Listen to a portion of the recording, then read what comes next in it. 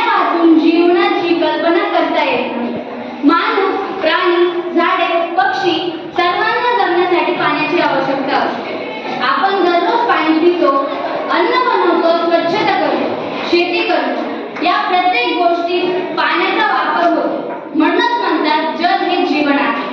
आपल्या नद्या, तलाव, विहिरी आणि झरे हे सर्व जलस्रोत आपल्या जीवनाचा आधार आहे. पाऊस पडतो, नद्या भरतात आणि ती जलधारा आपल्या जीवनाची धार बनते. म्हणूनच आपण म्हणतो जलधारा ही जीवनधारा. पण दुर्दैवाने आज पाण्याचा तुटवडा वाढत आहे. लोकसंख्या वाढत आहे, उद्योग वाढत आहे, पण पाण्याचा साठा तसाच राहिला आहे. आपण पाणी वाया घालवतो, नद्या आणि तलाव प्रदूषित करतो. कारखान्यांचे सांडपाणी थेट नद्यांमध्ये सोडले जाते. कचरा आणि प्लास्टिकमुळे स्वच्छ पाणी दूषित होते.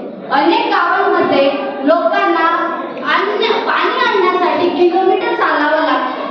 शेतकरी पाण्याअभावी पीक घेऊ शकत नाही. प्राणी पक्ष्यांनाही पिण्यासाठी पाणी मिळत नाही. ही परिस्थिती फार गंभीर आहे. आपल्याला हे लक्षात घ्यायला हवे की जर आज आपण पाणी वाचवले नाही तर उद्या पाणी आपल्याला वाचवू शकणार नाही. आपण पाण्याचा योग्य वापर केला पाहिजे. घरात नळ चालू ठेवू नका. टँक ओसडून देऊ नका. पावसाचे पाणी साठवून ठेवा. रेन वॉटर हार्वेस्टिंग वापरा. झाडे लावा, कारण झाडे पाणी धरून ठेवतात आणि भूजल वाढवतात.